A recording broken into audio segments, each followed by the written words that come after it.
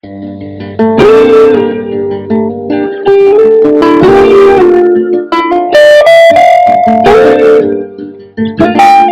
to the video. So we finally got an update on the MBM draw system, which is part of the toolkit, an important part and a really valuable part, but I've been sort of waylaid the last few months and I haven't been recording the results as I should have.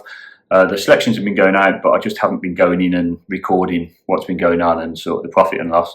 A lot of people have asked. I've had quite a few emails and I apologise to anybody that I haven't got back to. Also the YouTube comments, I'm sorry, I'm going to get on it. I've been really slack lately with getting back to people, and it's not because I don't appreciate the comments, there's just a lot going on anyway. I've done an update, I've done quite a comprehensive update and reviewed various sort of factors within the spreadsheet, sort of splitting by region and looking at the best performing continents and regions and seeing if we can tweak it to get even more profitability out of the system. It's doing really well. We've got some graphs to sort of illustrate what's going on and some trends, so I hope you enjoy it. If you've got any questions, let me know in the comments or drop me an email. Probably best comments, I reckon. Probably better to get back to you in comments. But and like I say, I'll be getting back to everybody, I promise. I'm going to make it my sort of mission this week. So yeah, enjoy, and I'll see you again soon. So if we start having a quick look at January, because I don't think I've done an update since January. There weren't a ton of games in January actually. You'll notice that on the spreadsheet now there's a whole heap of extra columns in the middle here, and that's not actually sort of relevant to the draw system. This is extra data that I'm collecting for myself to try and work on some other systems that can hang off this data basically. It's something that I'd encourage everyone to do. When you record any of your bets, try and record more data than you actually need for that particular market. So for the draws, I'm also recording what time the first goal was, the second goal was, what time the last goal was. It's specifically this one that I'm looking at is for under 2.5 goals trades. So what I'm looking at is, can I green up before 20 minutes, as in there's no goal before 20 minutes, and recording whether that's possible or not. Then I'm recording whether I can exit at half time. If there has been one goal, has there only been one goal by half time, so I can exit for about a scratch. Under overs at full time, so what was the final over 2.5 goals? Was there a second half goal? Was there a goal after 75 minutes? Was there a red card? It's a bit of a weird one, but I've noticed, I've mentioned it before, I think there's a hell of a lot of red cards in these drawn games, or as I thought there were, so I thought I'd start recording that. So yeah, so this is January. January was kind of slow, I think. It was, you know, you can see the splattering of green, but there's also some decent sized chunks of white, which is what we don't want to see. Basically, I haven't filled my own figures in here for this, but I will do. But for the draws, basically we ended up level stakes. It was, so if you're at £1.80, so obviously 90.95 for level stakes, 180 if you're putting £2 on. A tenner would be £9 and 20 would be £18. So you know, it's modest, isn't it? But any green is a green. I'm fine with that because it's a bit up and down, and it has been up and down the last 6 months. So it's kind of like a steady in month. And then February, I only finished recording these the other day, so that's why it's been so long getting this to you. So apologies. That's going to annoy me. Yeah. So February we've got a full set. Oh, what? Sorry, forget it. We've got a full set in February. February was good. So you can see there's a fair amount of green here. We have got a run here of how many? 7 games. We've got a couple around that sort of length, 7 and 6. But if we go and have a look at what we ended up with, level stakes, 15.6 points profit in February, which is brilliant. Really pleased with that. So if you were putting £2 on per bet, it'd be 31.20. If you're putting £10 on, it'd be 73 quid. If you're putting 20, it'd be £146. So really happy with that. And yeah, again, recorded not many red cards, then a few million, irrelevant for you, I know, but recorded all my data again, and I'll be doing a video on the under 2.5 goal strategy based on this soon, and trying to sort of manipulate the data to see if we can use the data to benefit us with other methods.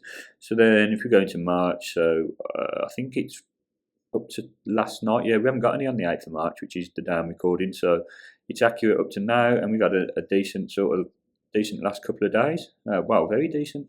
So if you look at since what day is that, the 5th? So 2 days worth of draws have bought us 9.56 points.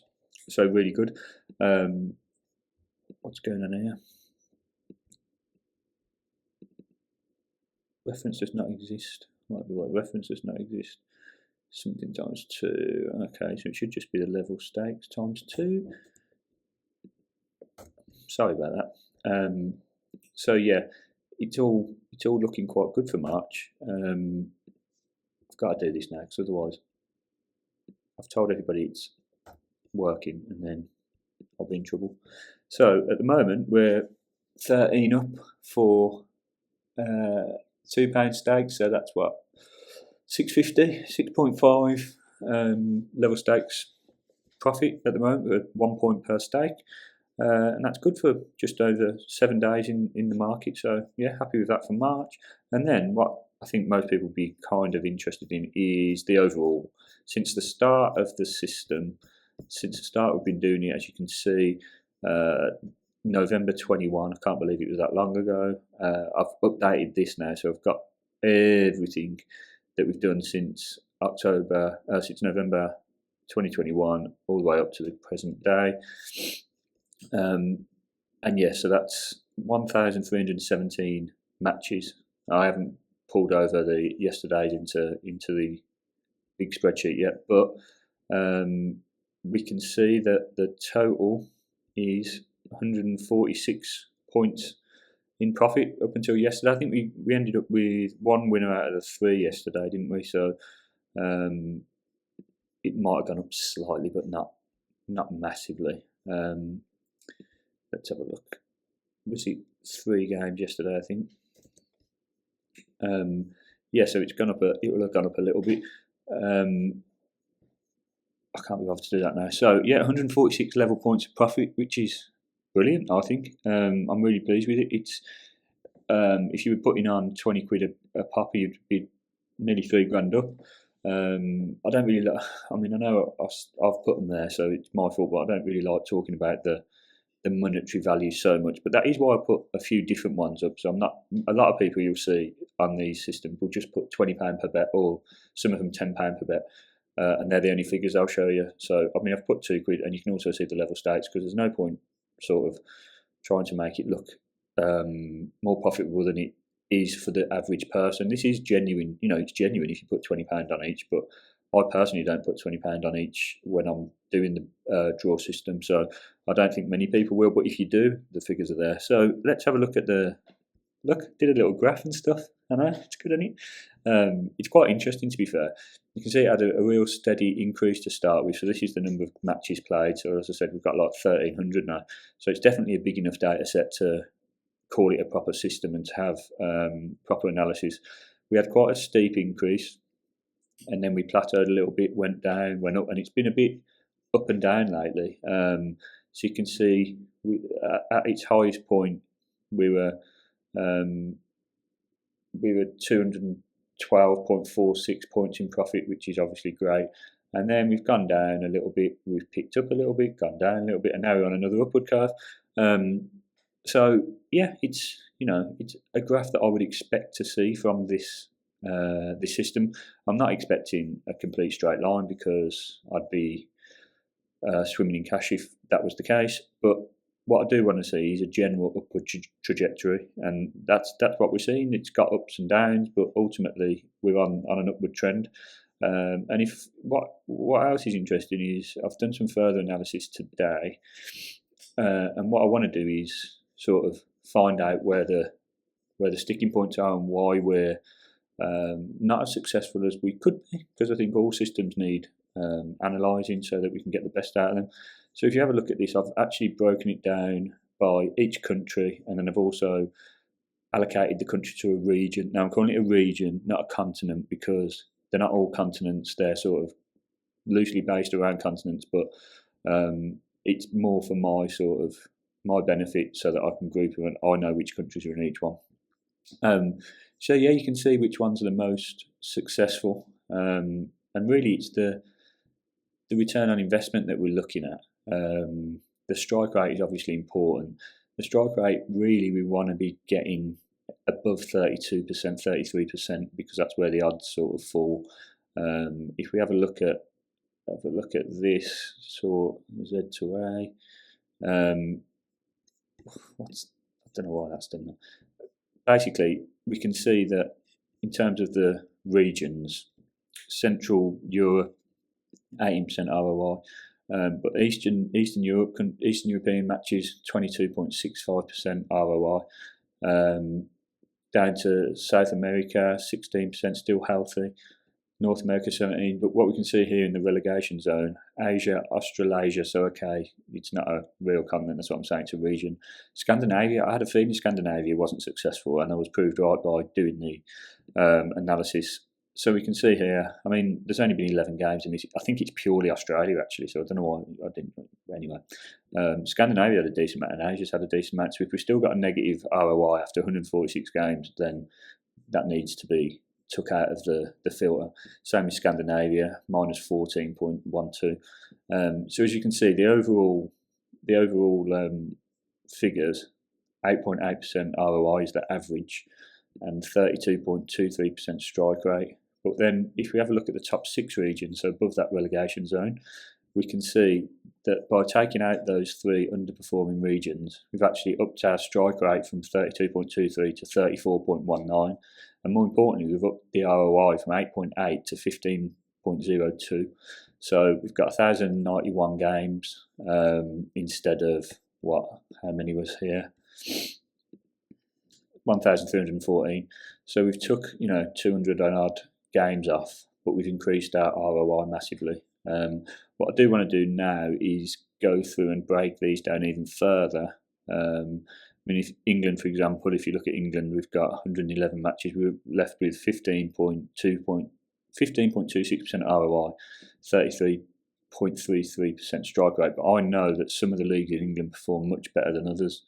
So this goes from, there's some historical data that's got the Northern Premier and stuff like that in it, which didn't perform too well from memory. But there's obviously the Premier League down to the National League, and they don't all perform the same. So it might be that we want to take a couple of the low performing ones out of there.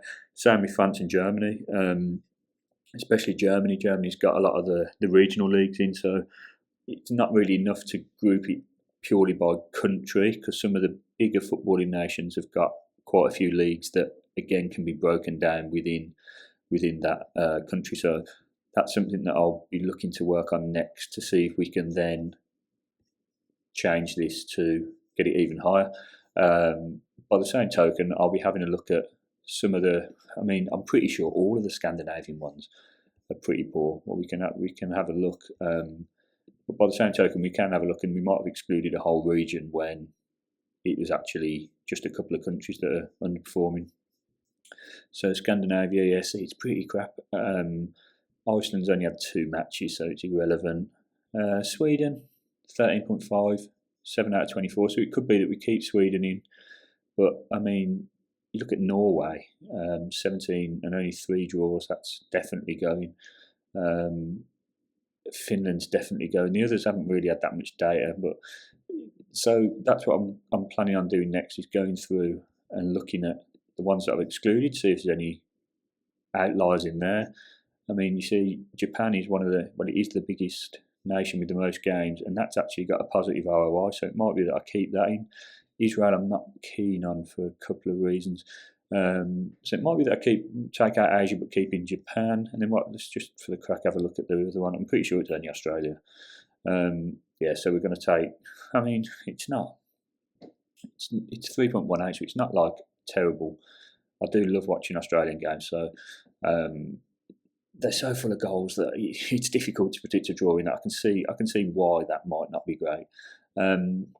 So that's what I'm going to be doing next. I'm going to be going through it and refining it, and then upon refining it by region and by breaking it down within countries, I'm going to then have a look at the parameters and the sort of variables that we're using, and seeing if there's anything that needs tweaking there. So yeah, I hope that's interesting to you all. I'm really pleased with the progress. We did have a sort of, I remember having this drop and really worrying about the system. We had a little dip again, but we're on the way back up. And by refining it with the leagues that I'm talking about, taking them out of the filters, I think it's only going to go from strength to strength, and it's part of the subscription plan at the moment. This used to, when I first started, this was all I did, and it was £50 a month just for the draw selections, and people paid it, and I was very grateful for it. And to be honest, it was comparable to the market. It wasn't. It was still cheap, but just because it was cheap compared to other people ripping you off, still didn't mean it wasn't a rip-off. It was just less of a rip-off. That's how I felt. I just didn't feel it was adding value. So everything else, all the sort of MBM toolkit and all that work that I spend hours a day on, I added that in. So I'm much happier that at the price point we've got a really solid system to go along with the value betting. So if you've got any questions, let me know. Please like and subscribe, and I'll see you all soon.